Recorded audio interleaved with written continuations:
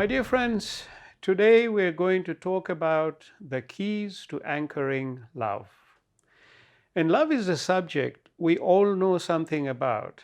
And even more so, we have all experienced love in different forms. Love, when fulfilled, brings us the deepest form of happiness, and therefore today, let us take a bit of time to explore how we can maximize the power of love in our lives.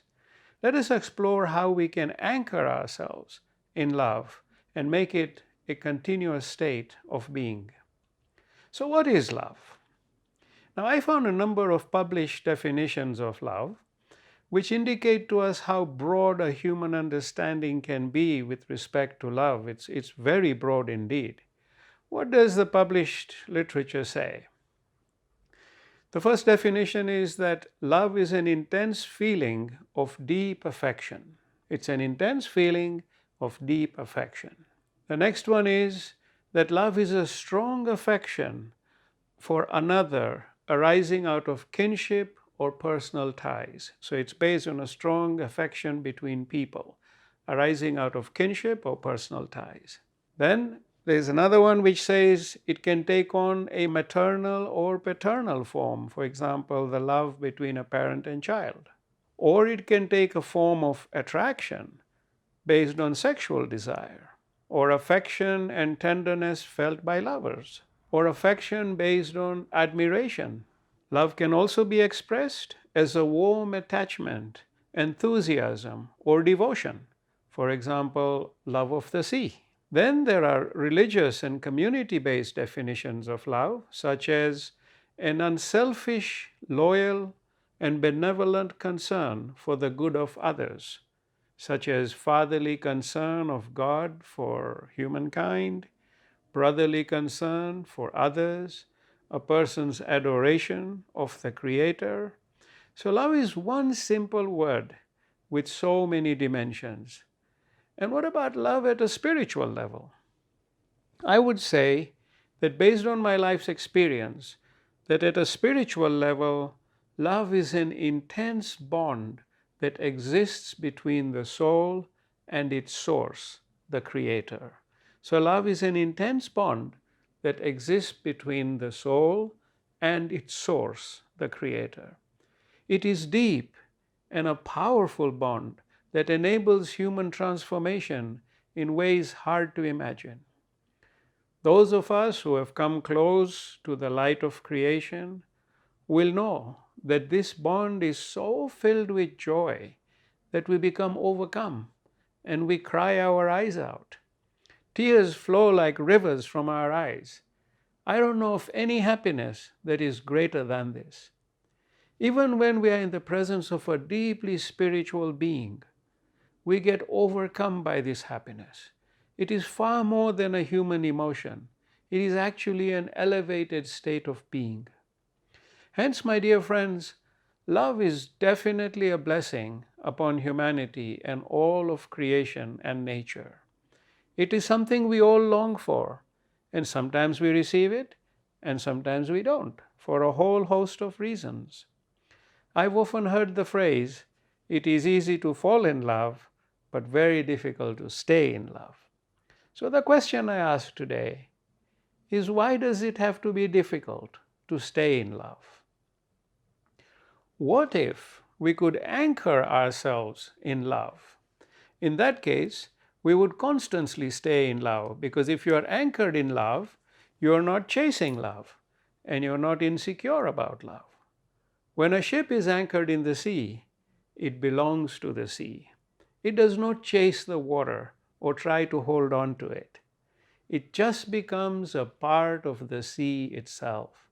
So we too can seek to become part of the ocean of love itself by anchoring our being in it.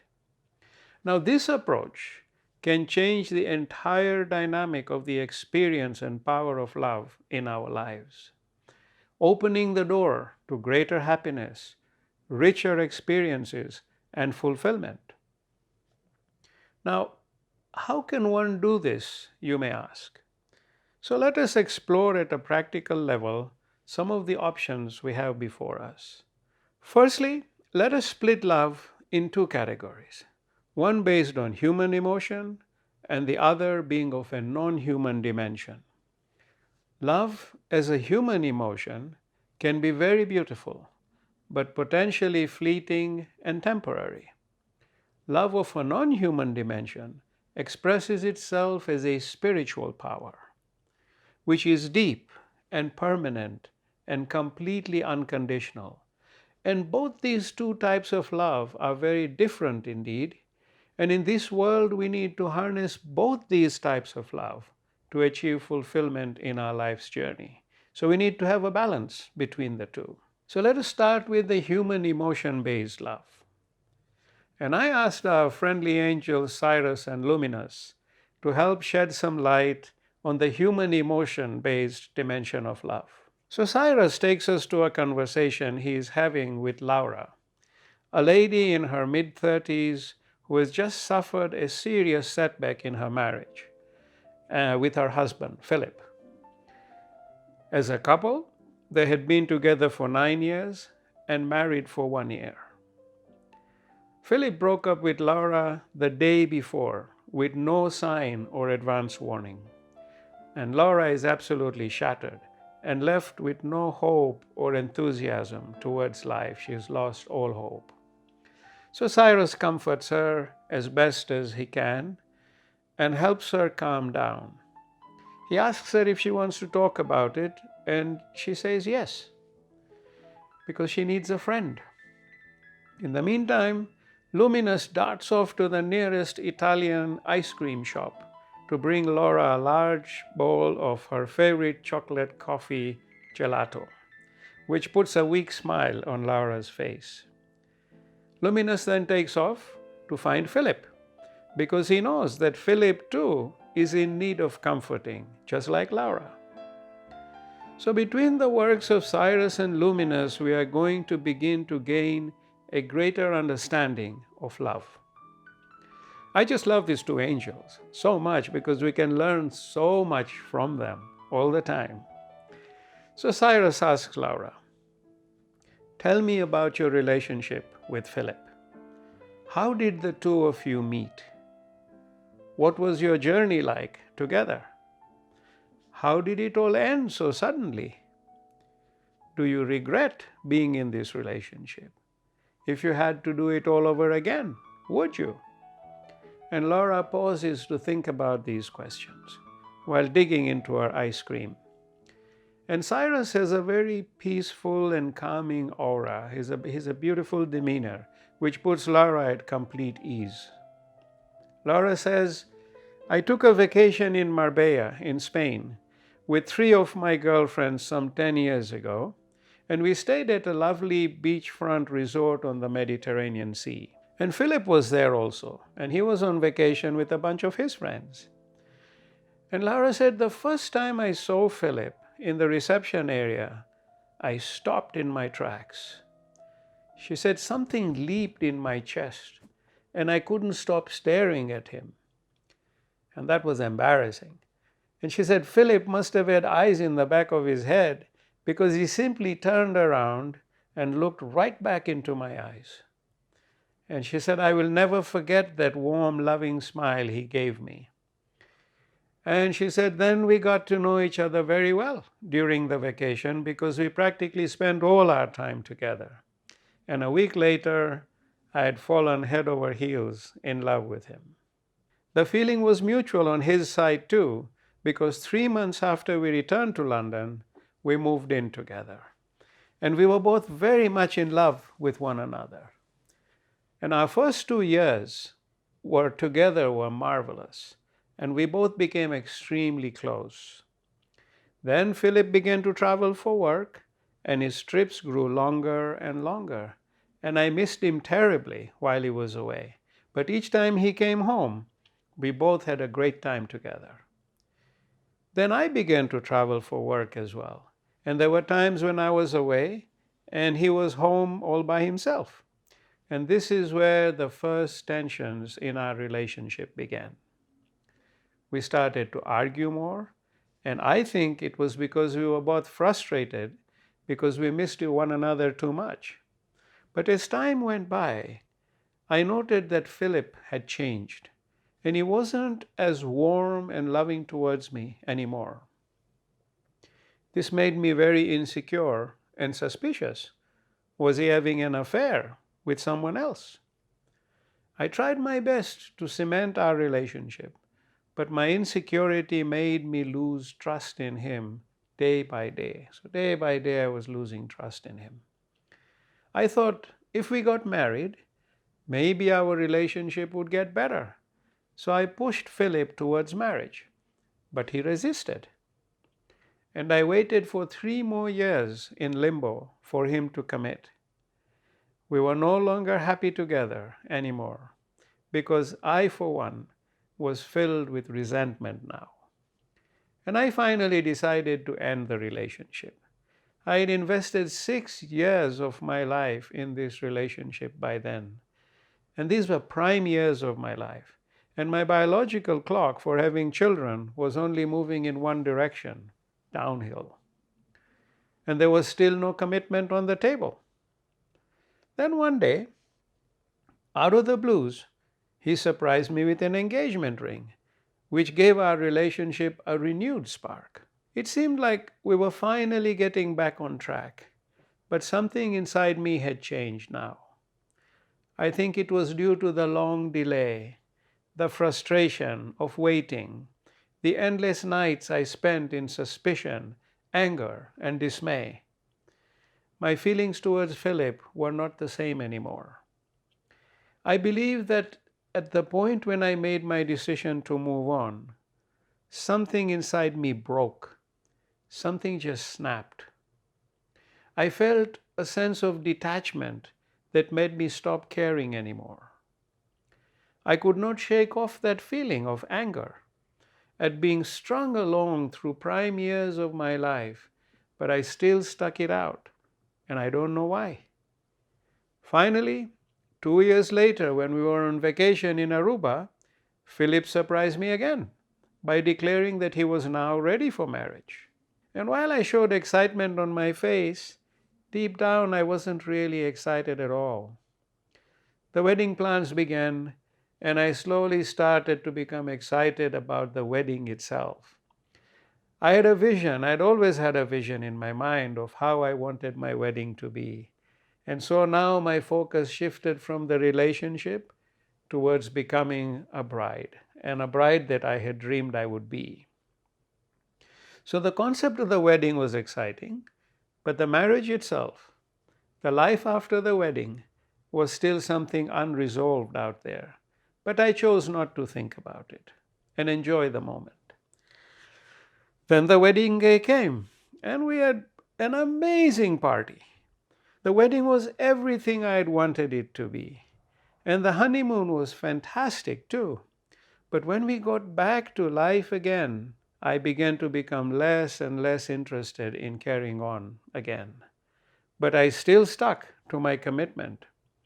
I remained loyal and faithful to Philip at all times, and I convinced myself that we would make it. If I was madly in love with Philip once, I could do it again. And so I was really committed to this relationship. Then yesterday, out of the blues, Philip told me he didn't want to be with me anymore. He wanted a divorce. And this was just a week before our first wedding anniversary. And I was completely shocked. I didn't see it coming. So here we are. It's a time for divorce now. And I hate the idea of not being with Philip anymore. On the one hand, I felt that the spark was gone in our relationship. And now that it's over, I don't want it to end. So Cyrus listened carefully and then asked her the golden question. Do you love Philip?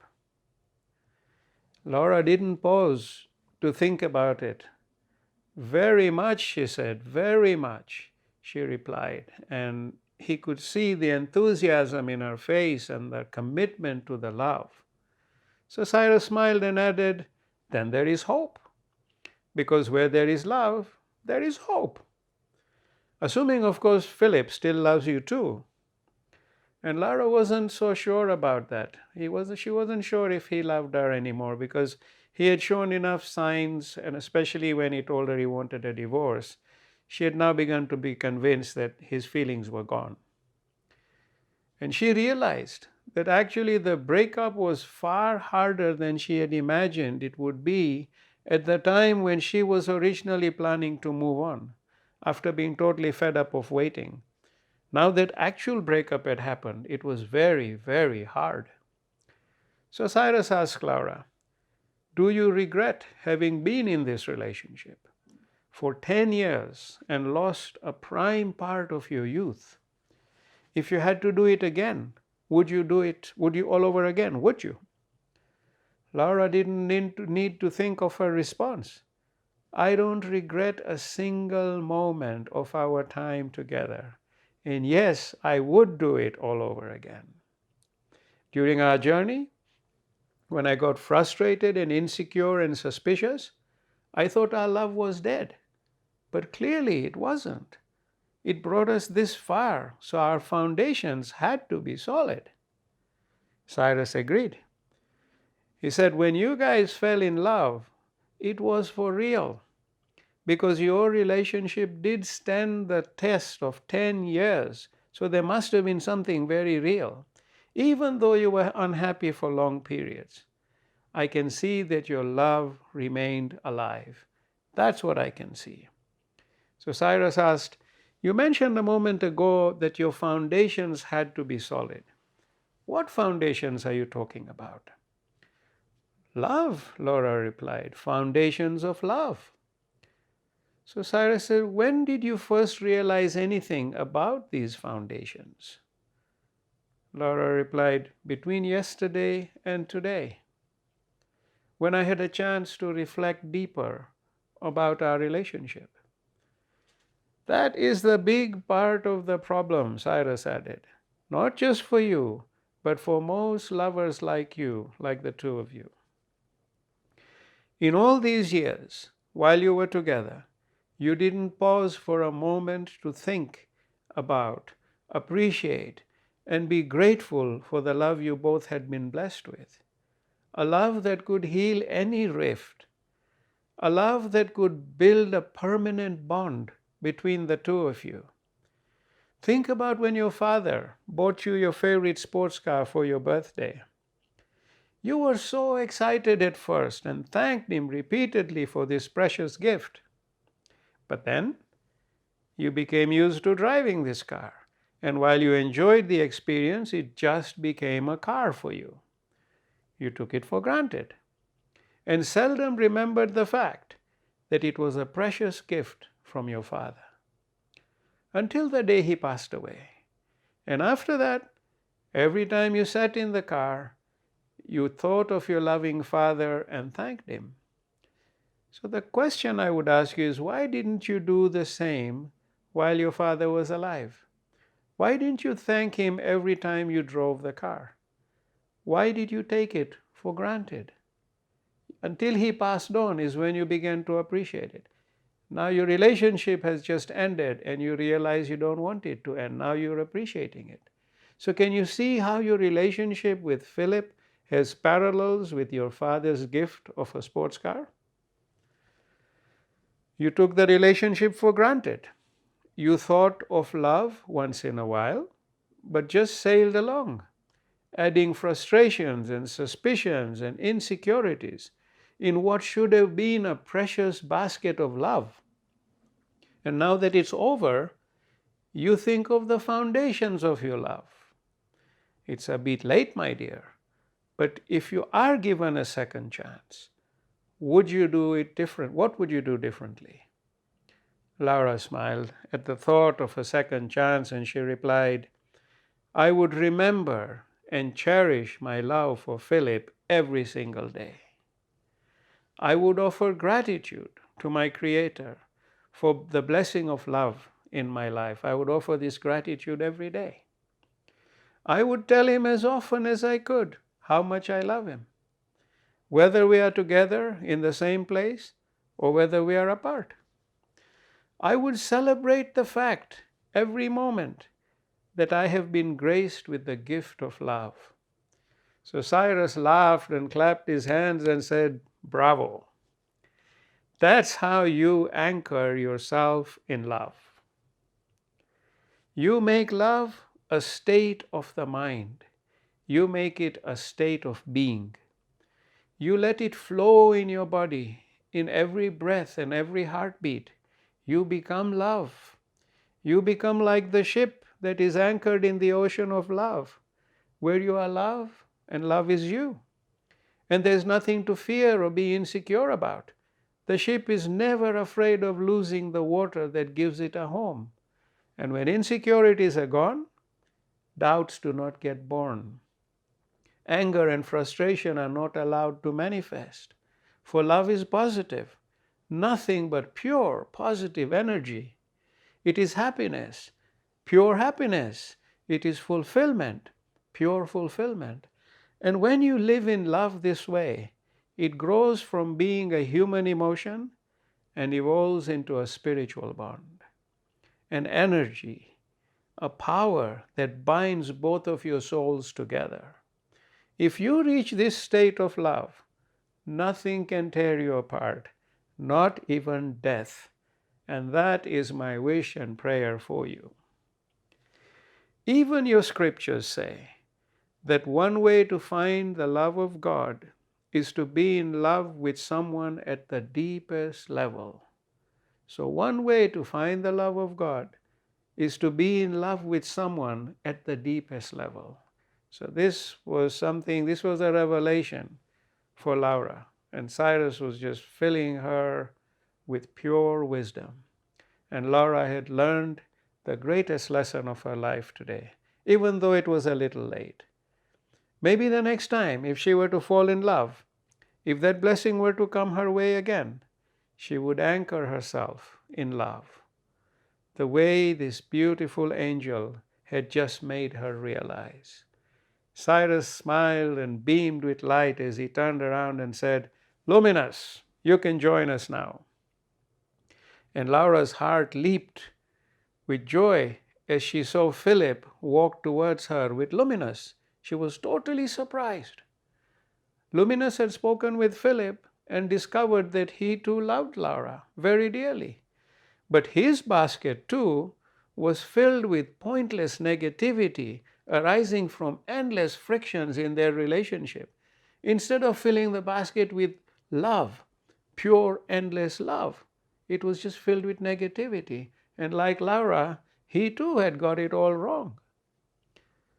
Luminous had brought Philip over to hear the conversation between Laura and Cyrus. And Philip was deeply relieved to know that Laura still loved him. And he also had a chance to hear her and realize her concerns firsthand, something he hadn't clicked on. But he could now understand the basis of all their conflicts. Everything was solvable because their bond of love was alive and well. Thank God the foundation was still there. And Laura and Philip embraced one another for the longest time. They were engulfed in a cocoon of love that angels Cyrus and Luminous had taught them to weave. Cyrus added, "Here is your second chance. Anchor yourselves in love, be in love, and grow in love as one soul, so that you can both fly together like white doves into the light of creation." That was a truly wonderful and precious experience for me to watch. But I was left with a couple of questions at the end of it. I was quite moved emotionally by this conversation, but I was left with a couple of questions. And I asked Cyrus, what happens if the basis of a relationship of love is unequal? What happens if love is one-sided? What if the other person does not feel the same way? Cyrus smiled and replied, "You've seen a seesaw and played a lot with it when you were little. If love is one-sided, the seesaw stops dead at one end. At that point, you have a choice to make. Struggle on or get off and be open for the next opportunity to come your way. You can struggle on and try and raise the seesaw back to the middle, or you step out and seek the next blessing of love, which may be true for you. In Laura and Philip's case, the love was mutual. It was there, powerful, and very much alive for both of them. Even when they split up, they immediately realized that they had a powerful foundation, a bond that was not going to let them separate. Hence, when they let go of the fights, insecurities, quibbles, and all the less important stuff, and focused on their love, the seesaw was perfectly horizontal. And you could see how happy they were to be together again. You could see that seesaw completely horizontal. So, after realizing that they had taken their love for granted and allowed their basket of love to be filled with so much negativity, they split, but they came together again. And now, with the seesaw completely balanced, they were going to fill their baskets with what was truly of value, of eternal value. Therefore, in any relationship of love, be it to lovers, parent, child, friends, whatever the relationship is, it is very important for both parties to live with the conscious state of being in love. Both of them have to. Always appreciating one another and being grateful for the blessing of love. This creates a harmony that keeps love strong and ever growing, ever evolving upwards. So like everything in life, living with love requires wisdom and awareness. If a relationship is based on infatuation or purely on sexual desire, then such a relationship does not fall within my definition of experiencing true love, Cyrus said. If love is felt by only one person and is absent in another, then wisdom would suggest deciding between an uphill battle or simply moving on and being open to the blessing of a two-sided love and praying for it to manifest someday. And usually it does.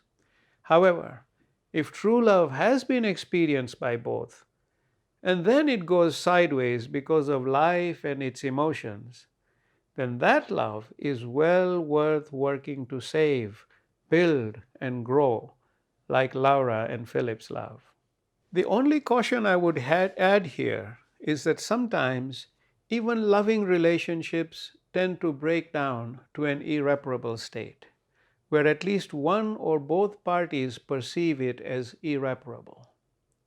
In such a case, if either of them chooses against carrying on, it is fine, because at the end of the day, time is a very precious commodity. And investing it in a relationship you no longer believe in or want may not be the best thing to do. Therefore, when it comes to love, there are no hard and fast rules. In the end, people should follow their heart and soul. Philip and Laura both realized where their love and heart belonged, and they bonded stronger than ever. That was their blessing. So he said, I've given you ample food for thought today. Here, they were blessed, they realized their love. On the other hand, relationships can break down to irreparable states. Then, if any one of the two or both choose to go their separate ways, that's their choice. And there's no harm in it. It's just that that beautiful love was not given a chance to manifest. And it was degraded so far that the emotional state of the two people had drifted so far apart that it would have been difficult to come together. Laura and Philip realized it, and with a little bit of help from us, here they are, back together again.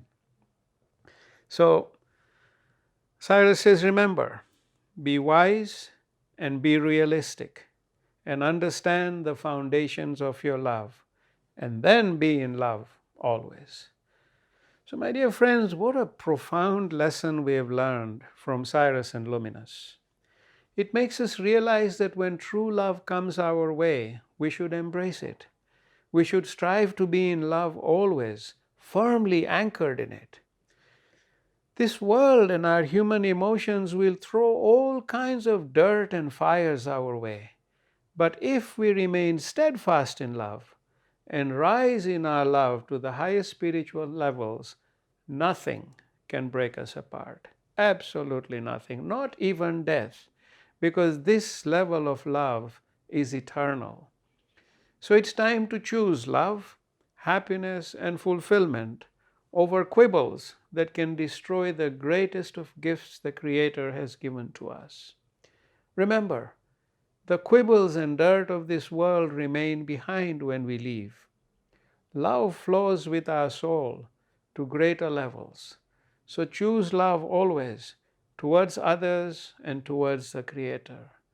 And please remember, our goal in life is to elevate our love from a human emotion to a spiritual light and cherish all the happiness and fulfillment it brings our way. And please tell the people you love as often as you can what they mean to you, because leaving something so precious unsaid is a huge loss. We never know when our time in this world will end. So let's leave behind a legacy of love and light. And I pray you may all be blessed with achievement of this beautiful legacy and immense happiness in your lives.